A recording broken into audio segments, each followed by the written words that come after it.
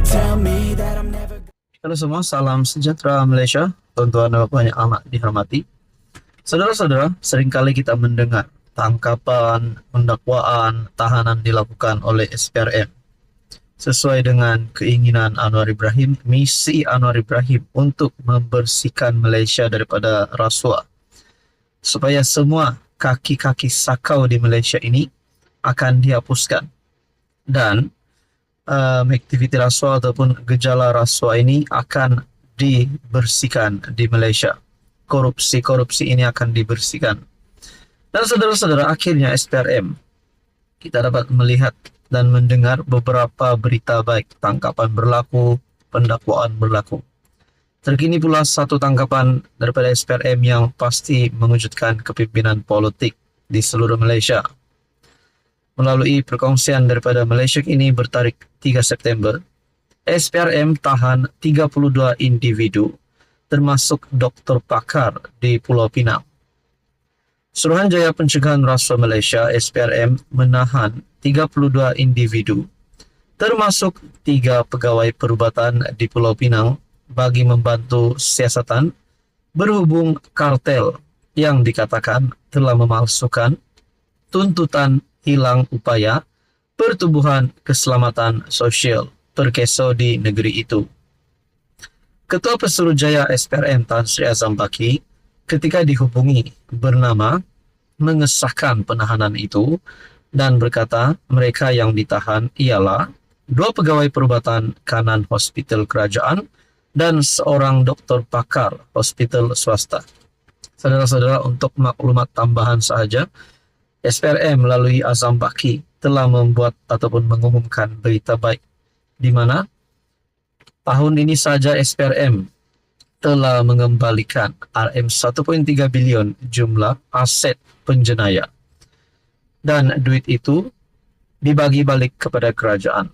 Ini satu kredit baru untuk Anwar Ibrahim.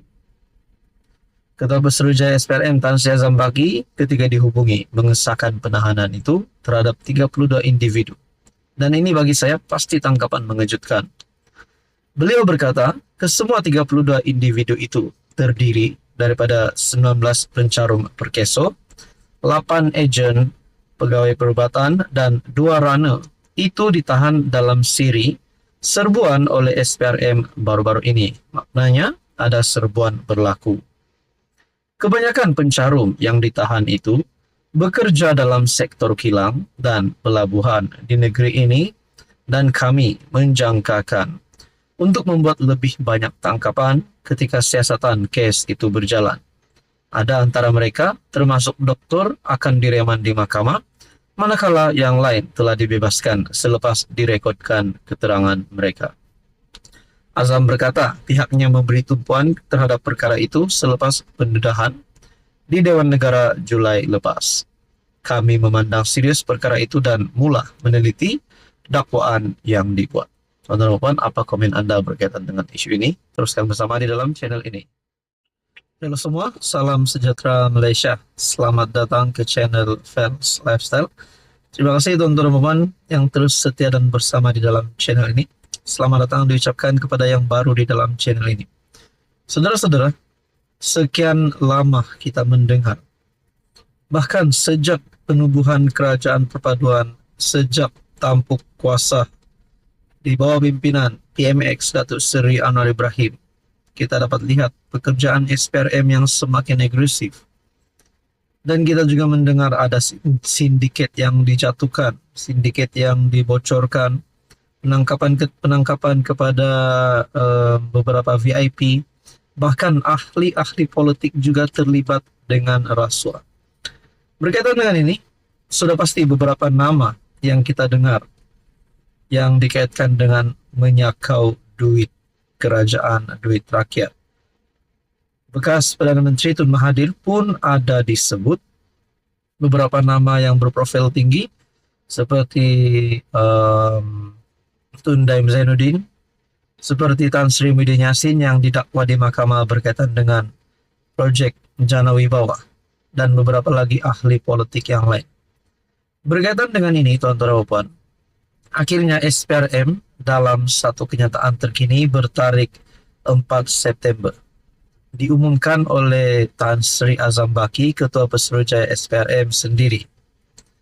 SPRM fokus usaha kebankrapan. Maafkan saya, SPRM fokus usaha bankruptkan pesalah rasuah, kembalikan aset kerajaan. Nah, persoalan yang timbul adalah kalau Muhyiddin, Mahathir, Deb Zainuddin, dan mana-mana ahli politik yang terlibat dengan rasuah, adakah mereka benar-benar akan menjadi bankrupt sesuai dengan usaha daripada SPRM ini? Pendekatan penyiasatan dan perisikan Suruhanjaya Pencegahan Rasuah Malaysia perlu diperkukuh dalam usaha mengesan aset yang dicuri oleh penjenayah rasuah, kata Ketua Pesuruhjaya SPRM Tan Sri Azam Baki. Beliau berkata, operasi SPRM kini lebih fokus kepada bukan sahaja menangkap pesalah rasuah dan mendakwa mereka di mahkamah, tetapi juga membankruptkan mereka. Adakah dengan ini beberapa nama-nama besar yang kini didakwa di mahkamah, kini terlibat dengan rasuah, yang terlibat dengan kes mahkamah, contohnya Sanusi sendiri berkaitan dengan RIE. Adakah beberapa nama besar daripada PN ataupun mungkin ada ahli politik yang lain yang bukan daripada PN, adakah mereka akan dibankruptkan oleh SPRM? Itu menjadi persoalannya. Adakah SPRM akan menemukan timbunan wang ringgit yang mereka telah curi sebelum ini semasa berkuasa? Nah, itu yang menjadi persoalan. Untuk tahun ini saja kita dapat mengembalikan RM1.3 bilion jumlah aset penjenayah. Dan duit itu kita bagi balik kepada kerajaan. Wow, ini satu kemenangan dan kredit baru kepada Anwar Ibrahim. Kalau boleh, semua agensi penguat kuasa bukan sahaja berusaha menggembleng tenaga selain menangkap jenayah, tuduh di mahkamah, tetapi kita juga merampas semula harta penjenayah yang dicuri. Adakah ini sebenarnya maksud Anwar Ibrahim?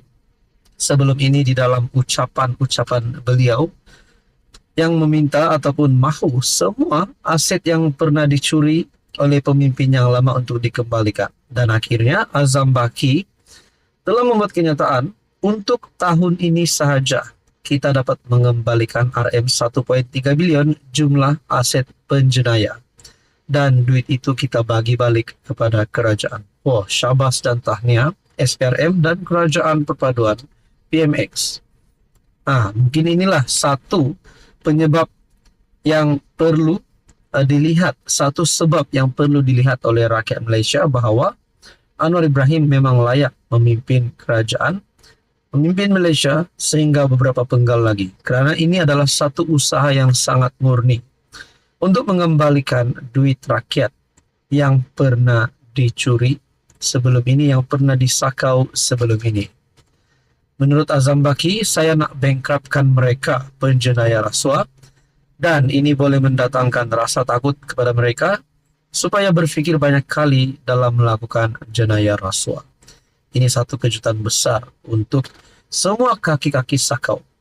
Kalau memang beberapa nama saya sebut sebentar tadi memang sebenarnya bersalah, sudah pasti ini menakutkan mereka. Saudara-saudara, sekian saja untuk kali ini. Teruskan bersama di dalam channel ini.